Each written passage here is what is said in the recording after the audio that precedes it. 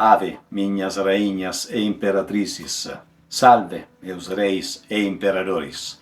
Sejam muito bem-vindos a mais um vídeo documentário de história potente est sobre a mítica Roma antiga. Hoje vamos falar sobre o primeiro rei de Roma, sobre Romulus.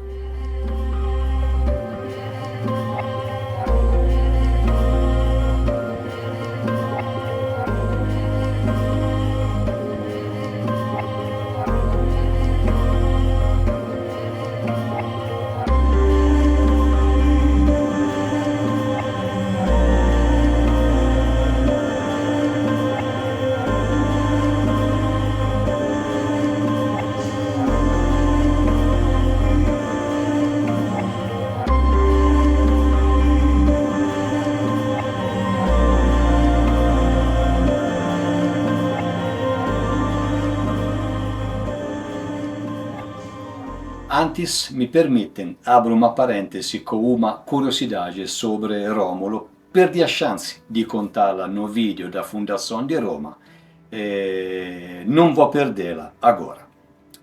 Plutarco nos conta que Lucio Tarusio Firmano, um matemático, astrólogo e amigo de Marco Terenzio Varron, calculou o dia do nascimento dos gêmeos Rómulo e Remo. Tarusio era amigo de Cícero e do estudioso Varron. Todos esses personagens viveram no primeiro século antes de Cristo. Foi a pedido justamente de Varron que Tarusio começou a estudar o horóscopo de Rómulo. Após examinar as circunstâncias da vida e da morte do fundador de Roma, ele calculou que os gêmeos foram concebidos no 24 de junho de 772 a.C. e que nasceram no 24 de março do 771 a.C., no ano exatamente da segunda Olimpíada. Com este cálculo aprovado pela maioria dos historiadores, os gêmeos, portanto, teriam fundado Roma, aliás, melhor dizer, Rómulo fundou Roma aos 18 anos. A afirmação de Lúcio Tarusio Firmano sobre as datas da concepção e do nascimento de Rómulo e Remo são interpretações lendárias, que não têm fatos históricos comprovados, mas que de qualquer forma pertencem à linda lenda que cerca os gêmeos e o nascimento de Roma. Fechamos a parênteses.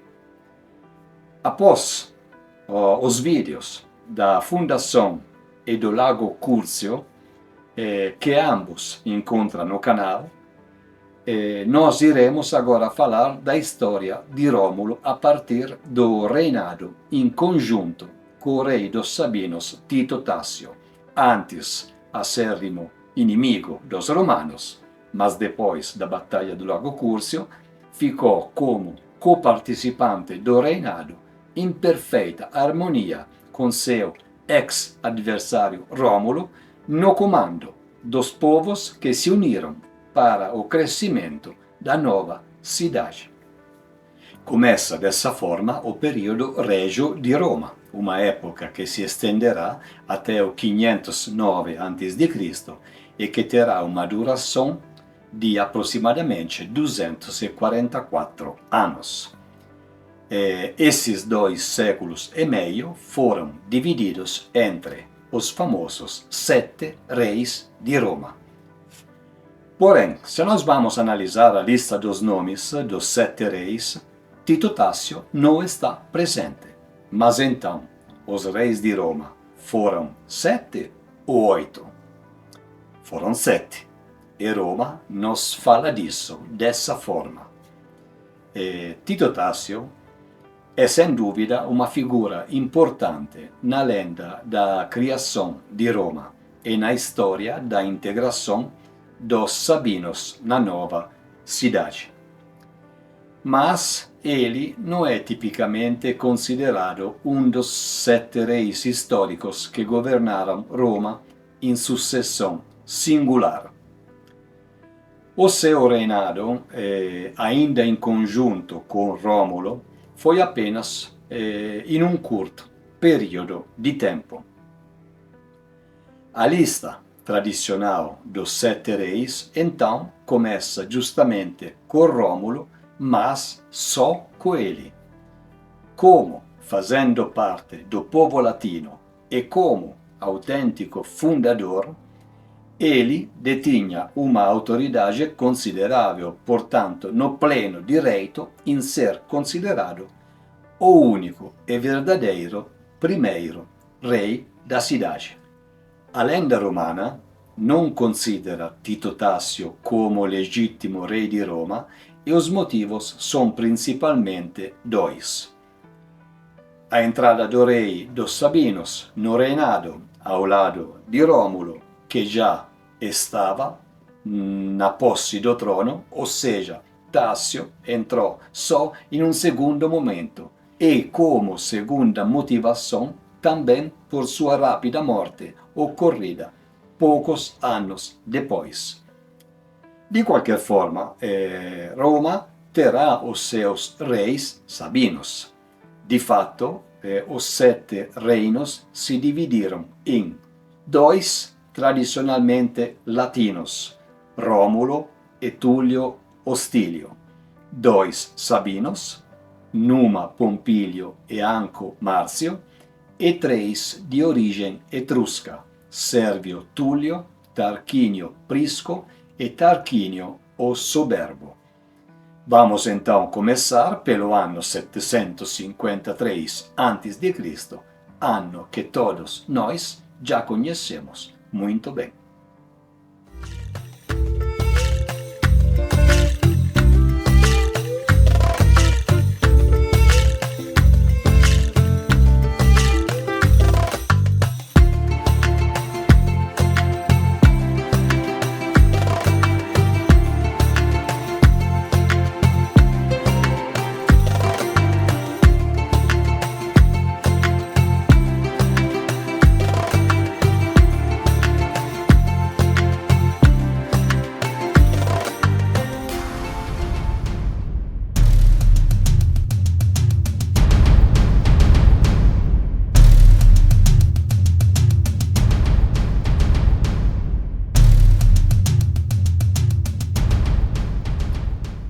Como já mencionei na introdução, visto que o período no qual reinou sobre Roma foi bastante curto, apenas 5 anos, Tito Tássio não entrou no cânone cronológico dos 7 reis de Roma. Nos livros de história ele é sim lembrado, mas geralmente não é citado como um dos governantes da cidade ao lado de Rómulo e dos outros. No entanto, seu nome permanece intimamente ligado à linhagem real, graças ao casamento de sua filha. A primogênita de Tito Tássio, Tácia, casou-se com Numa Pompilio, que ascendeu ao trono de Roma logo depois de Rómulo, exatamente no 715 a.C. Agora vamos cobrir o espaço de tempo entre a morte de Remo e a chegada de Tito Tássio na cidade. Roma, no século VIII a.C., era apenas um aglomerado de cabanas nos montes Palatino e Capitolino. Rómulo imediatamente cuidou de povoar sua cidade, oferecendo asilo e proteção a todos aqueles que não podiam mais viver nas aldeias próximas, ou por razões judiciais, ou a qualquer um que fosse pobre em sua terra e estivesse procurando algo melhor. E foi assim que nasceu o primeiro núcleo de patrícios, os pais fundadores, os patres de Roma. Como a maioria deles eram homens, criou-se um desequilíbrio numérico entre os dois sexos, que os romanos decidiram remediar organizando o sequestro das esposas dos sabinos. Quem conhece a história sabe que Rómulo organizou uma grande festa com jogos e homenagens ao deus Neptunus Equestris, naquela época protetor dos equinos, nos séculos seguintes, o deus dos mares. Rómulo, em conjunto com os jovens romanos desprezados pelos povos vizinhos, convidou moradores de outras aldeias, juntamente com suas próprias esposas e filhas, para apresentar a nova cidade, criar laços de amizade e para participar dessa festa. O que as populações locais convidadas ainda não sabiam é que tudo isso era uma ocasião criada por Roma e seu rei especificadamente para atrair e capturar pessoas, apenas mulheres. O sequestro das meninas, obviamente, desencadeou uma reação belicosa e os romanos se viram lutando contra todos os povos vizinhos. Após o rapto das Sabinas e a subsequente guerra do lago Cursio contra os Sabinos, lembro para vocês que sobre o rapto dedicaremos um vídeo prossimamente. A intervenção das próprias mulheres sabinas levou a um acordo de paz, no mínimo surpreendente. O rei sabino, Tito Tácio, concordou em unir seu povo aos romanos e ambos os reis, Rómulo e Tito Tácio, passaram a governar Roma conjuntamente. Rómulo ratificou a aliança casando-se com uma mulher sabina, uma certa Ercília, com quem teve uma filha chamada Prima e um filho chamado Avílio, mas não se conhece o que aconteceu com a vida deles. Essa união entre os dois reis não foi uma simples anexação. Romanos e sabinos coexistiram em Roma, mantendo algumas de suas instituições e tradições distintas, mas, no mesmo tempo, formando uma única comunidade política. Isso exigiu de Rómulo algumas habilidades ao mesmo tempo, como, por exemplo, de liderança e diplomacia. Essas habilidades ajudaram na integração dos dois grupos e a criar uma harmonia proveitosa com Tito Tácio desde o primeiro dia de união. Durante esse período de governo conjunto, Roma continuou a crescer e a se fortalecer. A população, como já sabemos, aumentou com a chegada dos sabinos e etruscos, e o território romano se expandiu gradualmente através de conflitos com cidades vizinhas menores.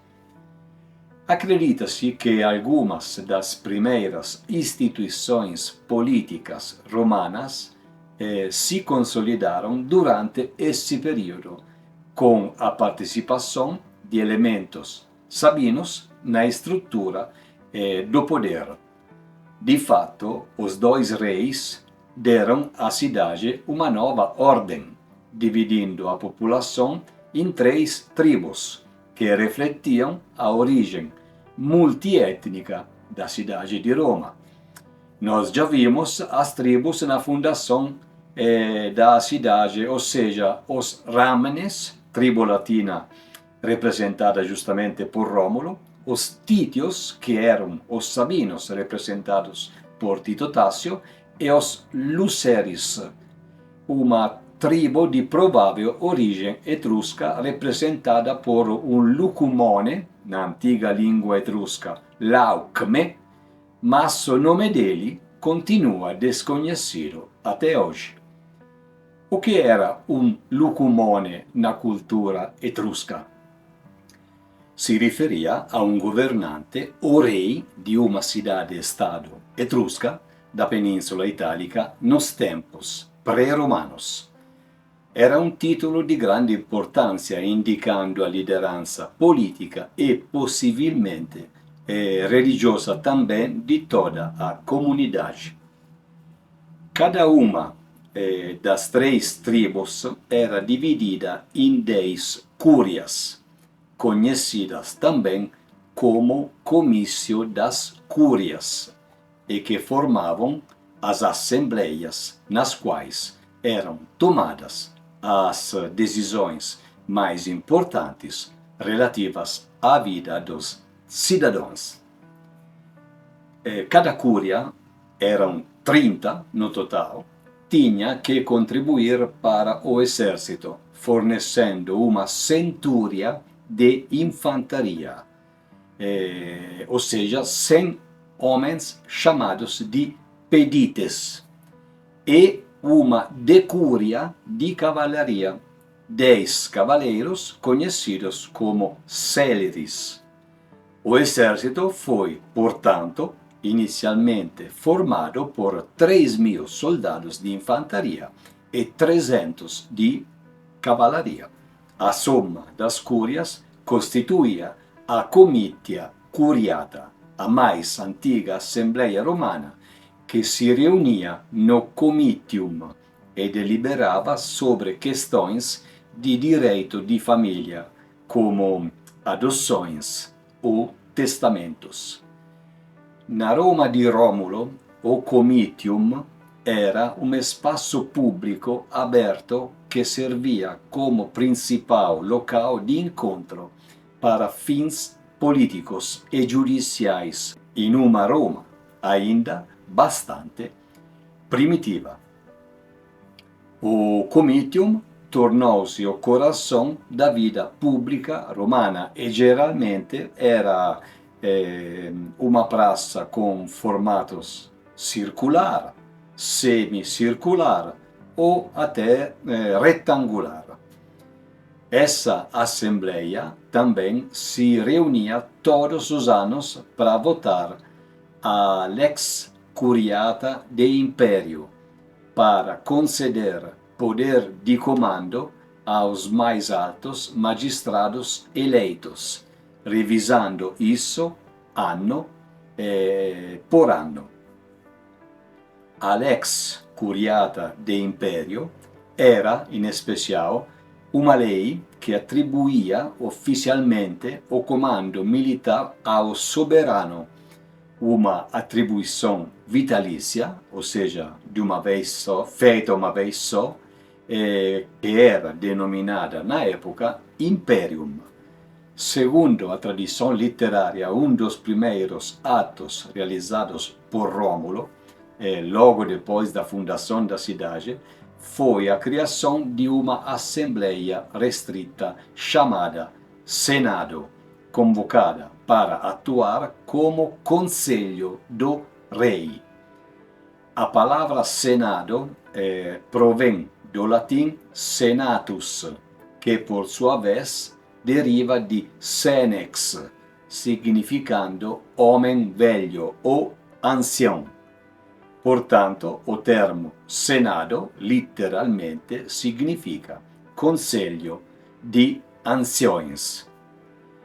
Os membros desta Assembleia, 100 no total, eram escolhidos por Rômulo entre os chefes das famílias mais antigas, mais importantes, mais influentes, ou seja, as famílias patrícias. E por essa razão, mais tarde, eram chamados de patres. As famílias submetidas aos patres eram o que forneciam os contingentes de guerra. Uma pequena curiosidade sobre os patres nos é fornecida pelo historiador Plutarco. Ele afirma que Rômulo e Tito Tássio nunca discutiam decisões juntos, mas sim o faziam em conselho com os patres de seus respectivos povos. E então, após essas conversas à distância, se juntavam em uma assembleia conjunta com o propósito de deliberar a melhor solução sobre o motivo pelo qual se reuniram. Os patrícios, como já vimos, eram por tradição as principais famílias de Roma que faziam parte das 3 tribos, desde os albores da cidade. Ao contrário, os estrangeiros que estavam chegando de outras populações locais eram os plebeus. Não tinham direitos políticos e a única maneira de se protegerem e se encaixarem um pouco na nova vida social era se tornarem clientes de um patrício ou de uma família patrícia, fornecendo-lhes serviços em troca de subsistência e proteção. Não está claro quais funções o Senado exercia durante o período monárquico. Não podia tomar iniciativas legislativas, esta era uma prerrogativa do soberano, mas parece que o rei tinha que consultá-lo quando preparava uma campanha militar. Mas este reinado diárquico entre Rómulo e Tito Tássio, esta regência idílica, não durou muito. As fontes clássicas relatam que o rei dos Sabinos foi para a cidade latina de Laurentum durante uma visita para resolver uma disputa. A causa exata do assassinato, que aconteceu no 745 a.C., varia nas narrativas, mas geralmente envolve uma vingança por ofensas cometidas por alguns romanos. Diz a lenda que alguns parentes de Tássio maltrataram os embaixadores dos Laurentes, mas o rei apoiou os parentes de sangue e não abraçou a justiça. Então, o castigo divino não demorou a chegar. Enquanto ele estava na cidade de Lavinium, decidido em fazer um sacrifício solene, foi surpreendido pelos seus adversários e morreu em uma emboscada. Trazido de volta a Roma, o corpo de Tássio foi enterrado no Monte Aventino, perto de um bosque sagrado de Louros. Com a morte do rei Sabino, Rómulo tornou-se, pela segunda vez, o único rei de Roma.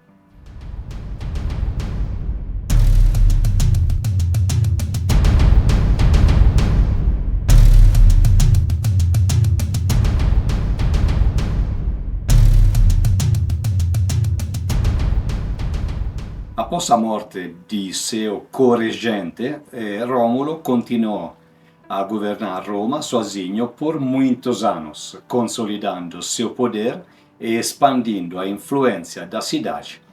Ele trabalhou incansavelmente a vida toda para criar um senso de identidade comum entre os romanos, unindo os elementos latinos, sabinos e etruscos também sob uma única bandeira.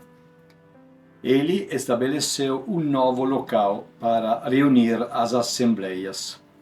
Do Comitium para o Fórum, uma planície na base do Monte Capitolino, onde os etruscos drenaram o lugar repleto de águas insalubres, exatamente onde, anos antes, ocorreu a Batalha do Lago Curcio. Rómulo é creditado com a organização de muitas das estruturas fundamentais do Estado romano. Como já disse, ele dividiu Roma em duas grandes classes sociais, os patrícios e os plebeus. Mas qual era a origem dessas palavras que praticamente acompanharam a história de Roma por vários séculos? A palavra patrícia deriva do latim patricius, que significa pertencente aos patres. No capítulo anterior, nós vimos que, segundo a tradição romana, especialmente com os relatos de Tito Livio e Cícero, Rómulo, o primeiro rei de Roma, escolheu os 100 homens mais distintos e respeitados para formar um conselho consultivo. Os descendentes desses primeiros senadores, os patres, formaram a classe social privilegiada, conhecida como patrícios. Portanto, o nome família patrícia designava as linhagens que descendiam desses primeiros pais de Roma. Ser patrício, portanto, conferia um status social elevado, privilégios políticos e, inicialmente, o monopólio sobre as terras e as magistraturas, mas isso perdurou até o advento dos imperadores, quando essas famílias perderam grande parte de sua influência política. Em contrapartida, a palavra plebeia deriva do latim plebeius, que significa pertencente ao povo, a plebe. Nas origens antes de Roma, o termo, portanto, abraçava qualquer nível social. Depois, com a chegada e o sucessivo crescimento de Roma, a palavra mudou de significado e a plebe se tornou o conjunto de todos os cidadãos romanos que não pertenciam às famílias patrícias. A sua origem é um pouco mais complexa e não é tão bem definida quanto a dos patrícios. Acredita-se que a plebe era composta por pessoas que se mudaram para Roma após a sua fundação e não faziam parte das tribos originais lideradas pelos patres. Ou talvez por famílias latinas e sabinas que não estavam entre as mais antigas e influentes lideradas pelos patres de Rómulo e Tito Tácio. Ou também eram outros grupos que se estabeleceram na região nos anos seguintes, fugindo de algum tipo de perseguição ou apenas chegando em Roma em busca de uma vida melhor. Vimos assim que a primeira divisão social do sistema romano foi feita com base na origem das pessoas e não na riqueza. O historiador Tito Livio nos conta como nos anos seguintes ao Tratado de Paz entre romanos e sabinos, Roma sofreu um grande aumento populacional como consequência de sua união, o que não só levou à eleição de outros 100 patres em um curto período de tempo, mas também a um aumento significativo no número de homens elegíveis para se juntar ao exército. Desnecessário dizer que Rómulo imediatamente aproveitou dessa circunstância, dobrando o exército para 6.000 homens e 600 cavaleiros. Esse crescimento forçou Rómulo a criar cúrias dentro do próprio exército também, ou seja, departamentos compostos por 10 homens cada, cujo pequeno tamanho permitia uma gestão muito mais fácil e eficiente por parte de homens individuais. Rómulo também aumentou o número de membros do Senado, ou seja, do Conselho dos Anciãos, para até 200 componentes e definiu seu papel como órgão consultivo do rei. Certamente o papel que se tornou o mais importante do Senado na época regia era aquele de exercer a importantíssima função de controle e organização do reinado e, em especial, na delicada fase de transição que se seguia após a morte de um soberano. Neste caso, o Senado nomeava um interrex, escolhido dentro da Assembleia, que detinha o poder por no máximo 5 dias, até que o novo rei fosse aclamado pelo povo. Com Rómulo, o rei era o responsável pelas funções religiosas também. Ele controlava as festividades e os deuses a serem homenageados e a forma também de como deveriam ser homenageados. Sobre Rómulo, Dionísio de Halicarnasso, no primeiro século a.C., disse: Ele censurou todos aqueles mitos que foram transmitidos sobre os deuses, nos quais havia insultos e acusações contra eles, considerando-os ímpios, prejudiciais, ofensivos e indignos dos deuses ou mesmo dos homens justos. Ele também prescreveu que os homens deveriam pensar e falar sobre os deuses da maneira mais respeitosa possível, evitando atribuir-lhes uma prática indigna de sua natureza divina.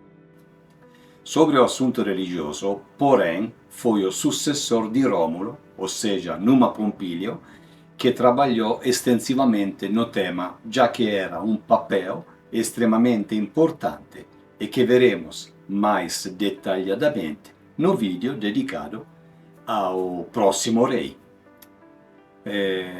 O rei também era chefe dos exércitos cidadãos, que ele liderava em virtude do imperium, ou seja, o poder militar a ser exercido na guerra. Através do imperium, o rei era o árbitro também absoluto da política interna e externa, sobre a qual exercia uma autoridade semelhante à do pater familias dentro da estrutura familiar dos clãs nobres. Por fim, o soberano administrava a justiça, ele presidiava todos os tribunais e podia impor penas severas, incluindo a pena de morte. Neste último caso, ou da pena capital, o rei tinha o poder de garantir ao condenado à morte o direito de apelar ao povo, a provocatio ad populum. A provocatio ad populum era um direito fundamental e inovador que Rómulo teria instituído durante o seu reinado. Essencialmente era o direito de um cidadão romano condenado por um magistrado incluindo o próprio rei também, de apelar a uma assembleia popular para que sua sentença fosse confirmada ou até revista. A provocatio ad populum permitia então que esse cidadão provocasse uma votação popular sobre a validade da decisão do magistrado. A Assembleia do Povo, reunida no Comitium, teria então a palavra final sobre o destino do acusado. Este direito era um importante freio ao poder dos magistrados e representava o reconhecimento da soberania popular em questões de justiça. É justamente durante a soberania de Rômulo que se atribui a instituição dos primeiros sistemas jurídicos e que mais tarde constituiriam o direito romano contido nas famosas Leis das 12 Tábuas. Essas 12 tábuas, não sabemos se eram feitas de carvalho, de marfim ou de bronze, foram colocadas no fórum à disposição para todos ler e lá permaneceram até o saque e incêndio de Roma do 390 a.C. Cícero narra que, mesmo em sua época, no primeiro século a.C., o texto das tábuas era decorado pelas crianças como uma espécie de poema obrigatório, ut carmen necessarium, como um poema necessário, e Tito Livio as define como fons omnis publici privatice iuris, a fonte de todo direito, público e privado. O Mos Maiorum, que nós falamos no vídeo Civis Romanus Sum, foi o primeiro exemplo de direito romano que existiu, principalmente sob forma de costumes, mas suas sementes certamente estavam presentes desde a época de Rômulo, e é bastante plausível que sua ideologia acabou influenciando também as leis das 12 tábuas. Não podemos absolutamente conceder mais espaço agora a essas tábuas porque o argumento é amplo, extremamente amplo. O vídeo ultrapassaria talvez as 3 ou 4 horas de duração e ninguém de vocês continuaria ficando por aqui. Mas continuará sendo uma obrigação desse canal dedicar um vídeo específico futuramente sobre a primeira codificação significativa do direito romano conhecido. Ainda no campo jurídico, foi durante o reinado de Rômulo que nasceu a primeira lei de proteção à propriedade privada, lei que tem seus fundamentos no ato de fundação de Roma. No campo do casamento, foi aprovada uma lei que impedia as mulheres de se divorciarem, mas ao mesmo tempo permitia que os homens repudiassem suas esposas. Uma lei que permaneceu em vigor até a Era Imperial. Roma continuou a se desenvolver como centro urbano com a construção de novos e modernos edifícios, a organização do espaço da cidade e leis para tutelar o bem-estar dos cidadãos.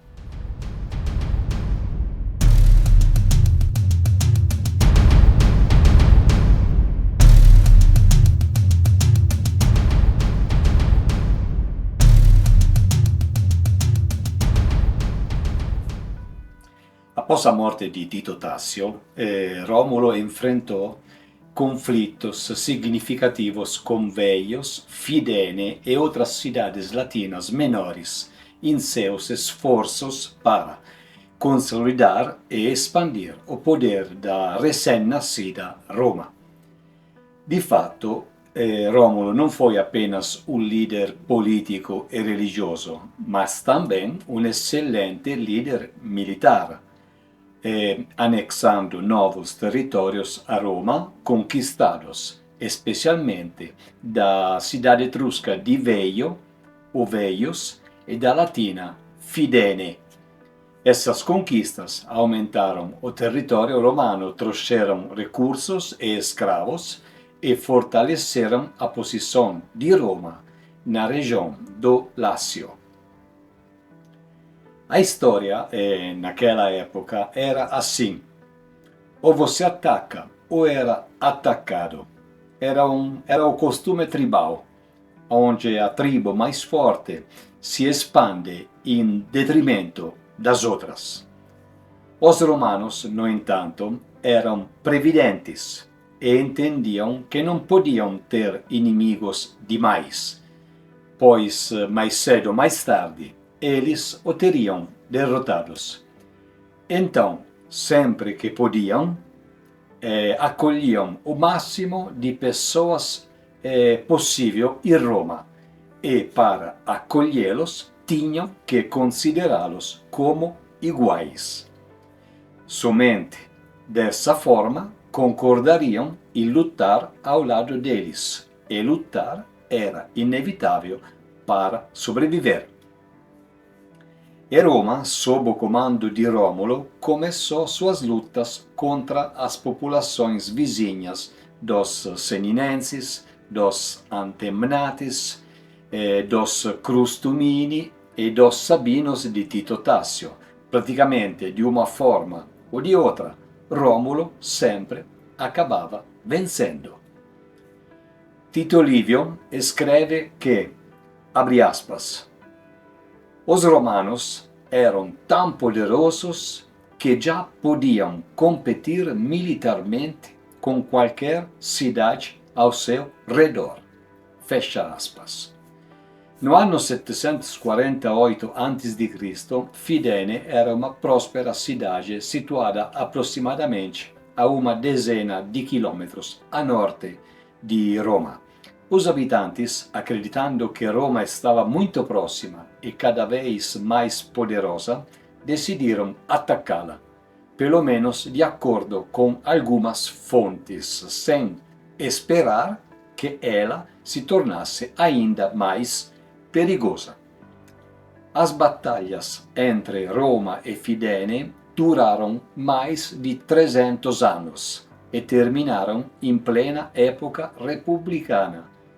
Mas analisaremos apenas a primeira, que tem Rómulo como protagonista. Há duas versões diferentes desta batalha relatadas por Tito Livio no livro 1, parágrafo 14, di sua Ab Urbe Condita, e Plutarco, in sua Vida di Rómulo, no livro 23, parágrafo 6. Na versão contada por Plutarco, Roma lança um ataque repentino usando um grupo de cavaleiros que consegue superar as linhas inimigas e abrir os portões da cidade de Fidene. Rómulo aparecia de repente com todo o seu exército, pegando os Fidenates completamente de surpresa e occupando sua cidade com pouco esforço. Fidenatos também é correto, mas por minha preferência particular, continuarei chamando os habitantes de Fidene de Fidenates. A segunda versão, mais detalhada, é narrada inclusive por ambos os historiadores, relata que os Fidenates se apressaram em desencadear o conflito contra os romanos, armando esquadrões de cavaleiros e enviando-os para devastar a região entre Fidene e Roma e aterrorizar os habitantes da área. A reação romana não demorou a chegar. O próprio Rómulo, à frente de um exército, seguiu para o norte, margeando o Tibre, até chegar aproximadamente a 1 quilômetro da cidade inimiga.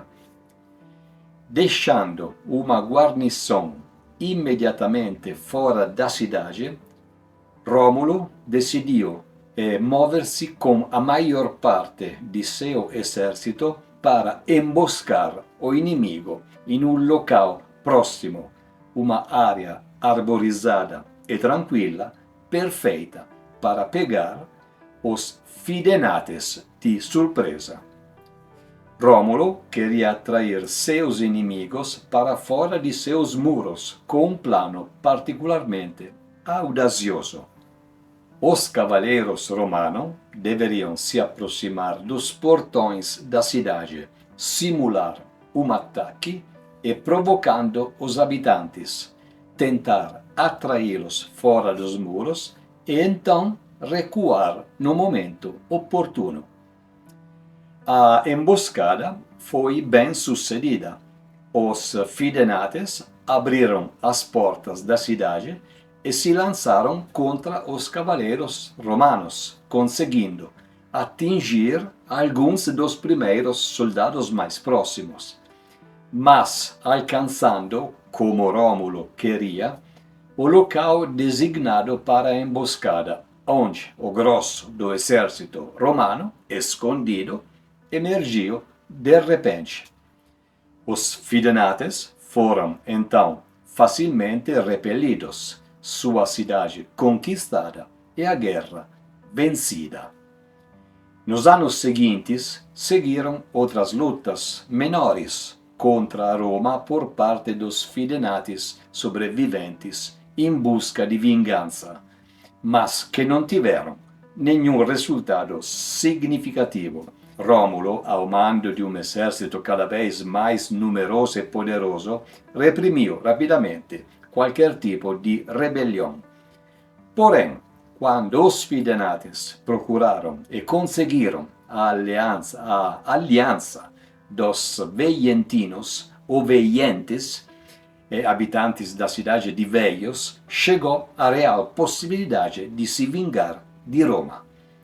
Segundo sempre o que disseram Tito Livio e Plutarco, neste caso foi a cidade de Veios, aproximadamente 20 quilômetros a noroeste de Roma, que iniciou as hostilidades, reivindicando Fidene, pois acreditavam que ela lhe pertencia. Plutarco, em sua Vida de Rômulo, livro 25, parágrafo 2, disse: Foi uma reivindicação não apenas injusta, mas também ridícula, porque quando os fidenates estavam lutando e estavam em grave perigo, naquela época eles não apenas não os ajudaram, mas permitiram que muitos homens morressem, e agora alegavam ter direitos sobre a cidade e o território, quando já pertenciam aos romanos. Na Ab Urbe Condita, livro 1, parágrafo 15, Tito Livio escreveu: A guerra dos fidenates acabou por se espalhar para os veentinos, e eles foram motivados pela consanguinidade devido à sua pertença comum ao povo etrusco. Eles acabaram perdendo inúmeras vidas e parte do seu território, mas obtiveram uma trégua que durou uns bons 100 anos. Plutarco nos conta também que no ano 746 a.C., os fidenates e veientinos dividiram seu exército em dois grupos, um contra o exército romano, encarregado de guardar a cidade de Fidene, e outro contra o exército liderado por Rômulo. In Fidene, os dois exércitos latinos obtiveram uma vitória parcial, na qual conseguiram matar 2.000 romanos. Porém, no confronto final com o poderoso general Rômulo e seu exército, 8.000 latinos perderam suas vidas.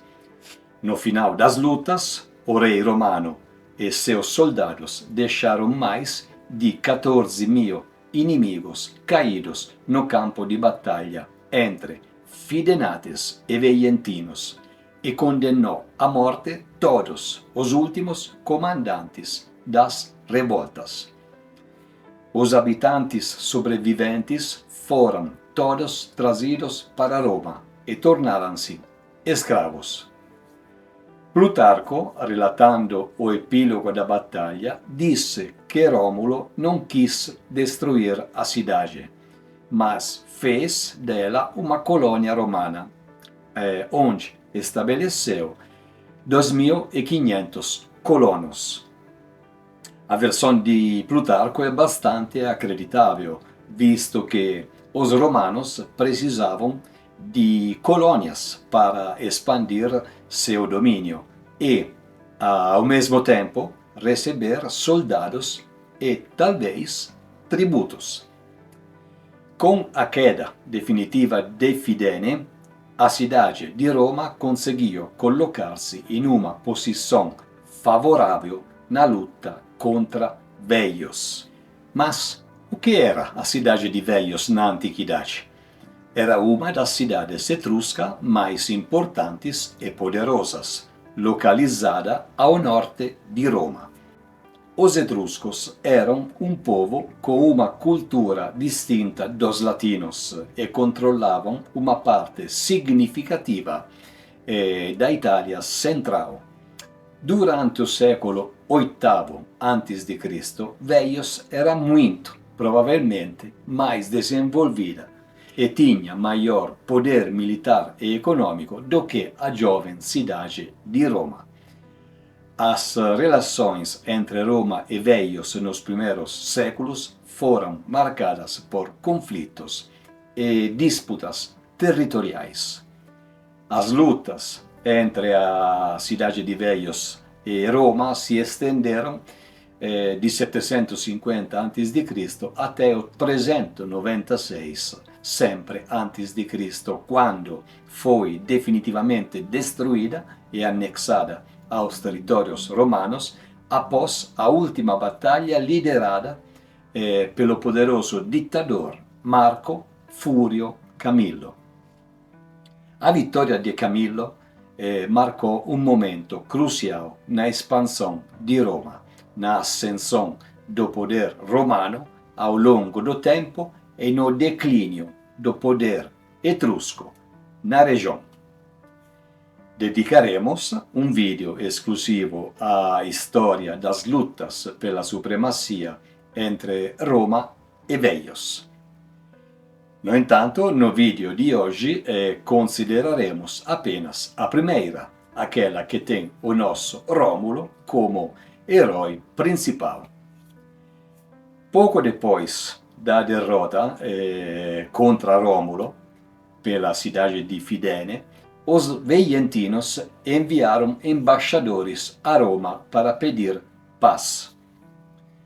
Rômulo, aproveitando da oportunidade, pediu que lhe fosse concedida parte das terras perto do Tibre, chamadas de Septempagi, e a salina, minas de sal, que os veientinos tinham na costa do mar. O termo Septempagi, que deve ter significado de 7 aldeias ou 7 lugares habitados, indicava os territórios a oeste da ilha Tiberina que Rômulo obteve dos veientinos depois de ter derrotado o exército inimigo na cidade de Fidene e persegui-lo até as muralhas de Velhos, sem, contudo, atacar a cidade. A ilha Tiberina é apenas um pequeno elemento geográfico natural dentro do rio Tibre, mas que, para Rômulo, tinha um excelente potencial estratégico para o crescimento e a segurança da cidade. Essas exigências de Rômulo foram todas aceitas pelos veientinos e, em troca, o rei romano ofereceu uma trégua com duração de 100 anos. In memoria disso, esses pactos foram esculpidos in uma estela de pedra, como nos conta Dionísio de Halicarnasso in seu segundo livro, Antiquidades Romanas, capítulo 55, parágrafo 6. Após esses eventos, Rómulo, por sua própria autoridade, libertou os prisioneiros capturados em batalha sem pedir nenhum resgate e deixou todos eles livres para escolher entre permanecer em Veios ou se estabelecer em Roma. A maior parte escolheu Roma, obtendo assim o direito de cidadania, e todos eles receberam uma quantidade suficiente de terrenos para começar uma nova vida, dessa vez dentro das muralhas romanas. É importante notar que os detalhes precisos dessas batalhas, seus cronogramas e os motivos exatos podem ser um tanto obscuros e envoltos em lendas, especialmente no período inicial da história de Roma, exatamente onde estamos agora. E isso envolve logicamente a Batalha do Lago Curcio também. Os historiadores romanos posteriores, como Tito Livio e Plutarco, mesmo fornecendo relatos apropriados e bem detalhados, eles, afinal, estavam escrevendo 6, 7 séculos depois dos eventos e muitas vezes combinavam fatos apurados com elementos míticos e lendários. Após todo este intenso capítulo do vídeo, fica extremamente claro que toda essa intensa atividade bélica de Rómulo foi acompanhada por um processo de integração na comunidade cívica de grupos de diferentes etnias, origens e status sociais. Esse sempre foi um dos objetivos primários de Rómulo.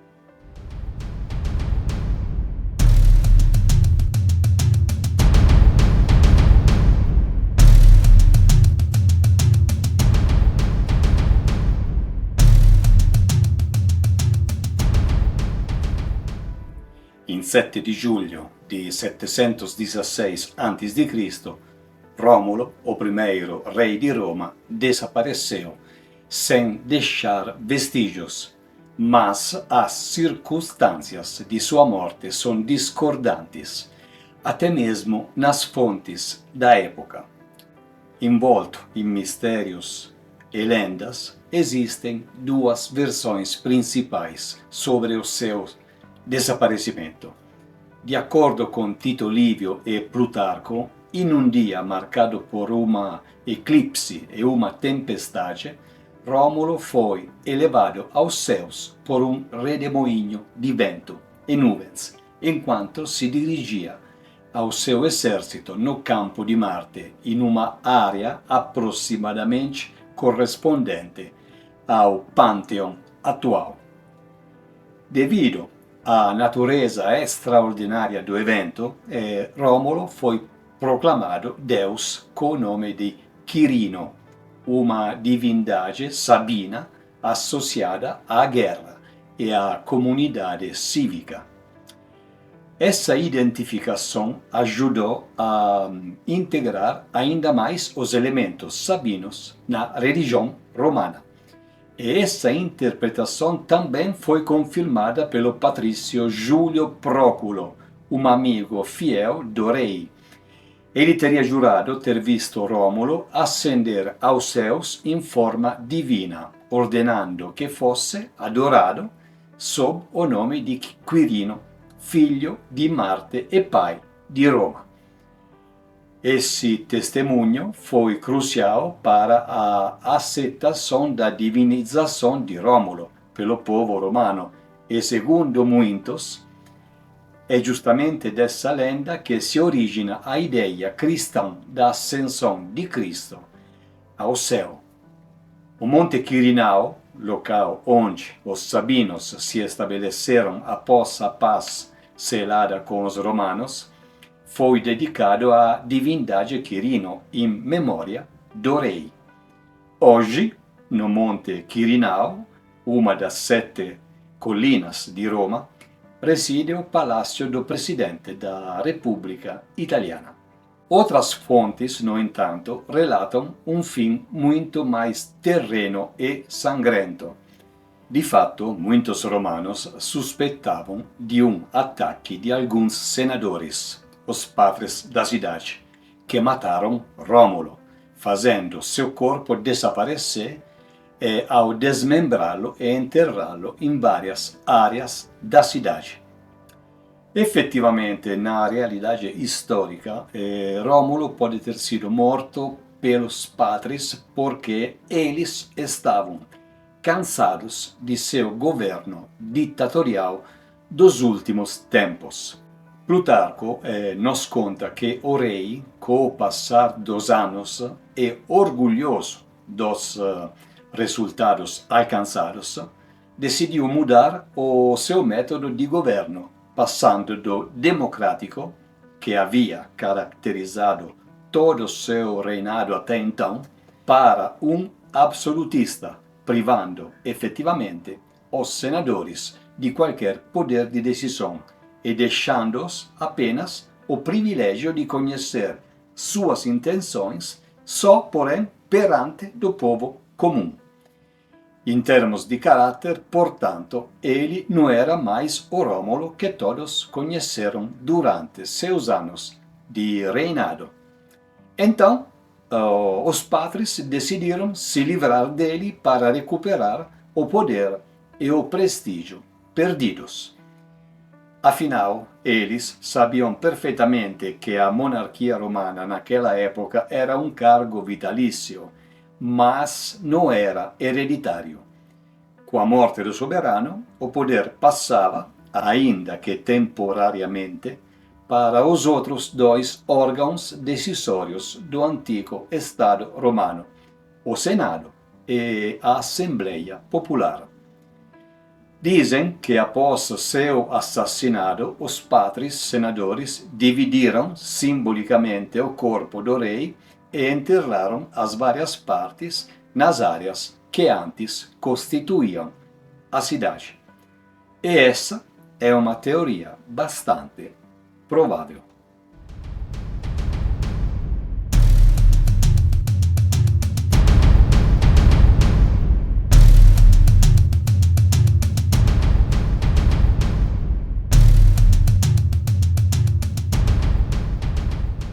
Rômulo é a figura primordial na narrativa da fundação de Roma, mas não apenas isso. A figura do divino Quirino acompanhou e acompanha, até agora, toda a existência de Roma. Ele encarna o próprio nascimento da cidade, o arquetipo do herói fundador, marcando o início de Roma, de sua história e de sua trajetória como potência. Sua decisão de traçar o sulco sagrado e a subsequente morte de Remo estabeleceram os limites físicos e simbólicos da urbs. Como primeiro rei, Rômulo é creditado com a criação do Senado, a divisão do povo em cúrias e a organização do primeiro exército. Mesmo que a historicidade exata dessas atribuições sejam debatidas até hoje, a tradição o via como o arquiteto da estrutura social e política inicial de Roma. O próprio nome, Roma, deriva de Rômulo, perpetuando sua memória e sua importância central na identidade da cidade. É crucial reconhecer que a figura di Romolo è fortemente mitologica, envolta in lendas quasi continuas, como sua criação divina, filho de Rea Silvia e do Deus Marte, sua criação por uma loba, seu eventual desaparecimento em meio a uma tempestade e sua divinização como o Deus Quirino.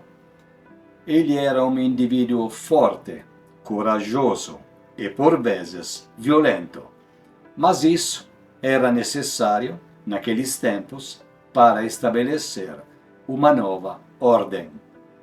Sua história de fratricídio, embora sombria, pode ser interpretada como um reflexo das lutas e sacrifícios inerentes à criação de uma nova sociedade. A lenda de Rômulo e Remo, com a vitória de Rômulo e a imposição de sua visão para Roma, pode ter servido come uma giustificativa mítica para a subsequente expansão e o futuro poder da cidade. A ideia de uma fundação divina e de uma disputa pela supremacia pode ter legitimado as ambições do povo romano. Ao longo da história de Roma, a figura de Rômulo foi costantemente revisitada e reinterpretada.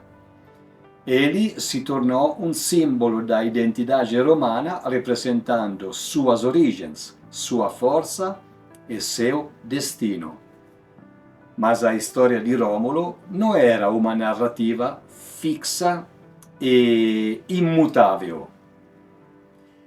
Ela era costantemente repensada, reavaliada, revisitada e explicada de novas maneiras para servir aos propósitos e à mentalidade de diferentes épocas dentro da longa história de Roma. A figura do fundador tornou-se um ponto focal flexível, através do qual os romanos puderam expressar suas identidades, seus valores e suas ambições ao longo dos séculos. A história de Rômulo, mesmo que em grande parte lendária, foi fundamental para moldar a maneira como os romanos se viam e como viam sua cidade. A divinização de Rômulo teve um impacto gigantesco na identidade do povo romano. Ela elevou o fundador da cidade a um status divino, legitimando o poder de Roma e reforçando a crença em seu destino grandioso. Rômulo tornou-se um herói fundador celestial, um símbolo da força e da origem sagrada de Roma. E imperadores e líderes frequentemente se associavam a Rômulo para legitimar seu próprio poder e evocar a grandeza das origens de Roma. Veremos isso com frequência de Ottaviano Augusto até o último imperador do Império Romano do Ocidente, que, justamente, coincidência ou não, tinha um nome que parecia predestinado à glória eterna: Rômulo Augusto, um nome que englobava tanto o divino fundador da cidade quanto o grande fundador do império. O destino não o presenteou com a glória, mas o simbolizou como o fim de uma era e o começo da eternidade.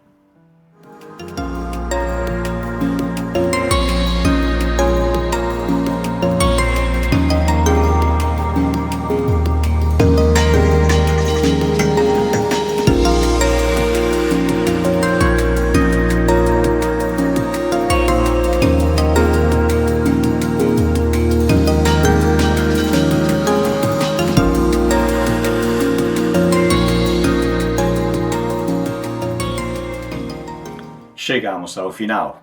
Muito obrigado por me seguir nesse vídeo até aqui. Espero que tenham gostado da história do mítico Rômulo. E com essa história nós terminamos de conversar sobre tudo o que mais importante existe sobre a lenda do Pater Condita, o padre fundador. E sempre tenho, no final de cada vídeo, a esperança que essas nossas produções possam servir para alguém como informação histórica. Produções simples nas cenografias e com os recursos em geral, como podem ver, mas garanto para vocês extremamente meticulosas e diligentes nos conteúdos falados. No próximo vídeo daremos uma aliviada às nossas matérias romanas. Até aqui, nesse canal, nós falamos só de assassinatos, condenações, batalhas, imperadores demasiadamente extravagantes. Então, iremos relaxar um pouco com a alimentação, mais exatamente com a alimentação dos romanos mais ricos, das famílias patrícias. Mais precisamente ainda, mergulharemos em um banquete quase de estilo imperial. Ser convidado para jantar por ricas figuras romanas de muitos séculos atrás era uma experiência que poucos tinham o prazer de experimentar. Ir a um dos jantares organizados nas lindas domos dos poderosos da época significava cruzar o limiar de um mundo de luxo e excentricidade com o qual muitíssimos, nem conseguiam imaginar a real existência, só podiam sonhá-la. Os jantares nas luxuosas casas romanas aconteciam no triclinium, um cômodo que deve seu nome às 3 camas geralmente presentes e era destinado a reuniões de convívio. Tentaremos organizar, portanto, uma verdadeira imersão em opulência, extravagância e demonstração de poder. Um assunto singular, então, talvez não idôneo para quem necessita conviver com alguma forma de regime calórico, eu incluso. Mas, mesmo assim, licet somniare, sonhar é permitido. Então, todos sejam convidados para o próximo vídeo. Deixe sua opinião aqui nos comentários.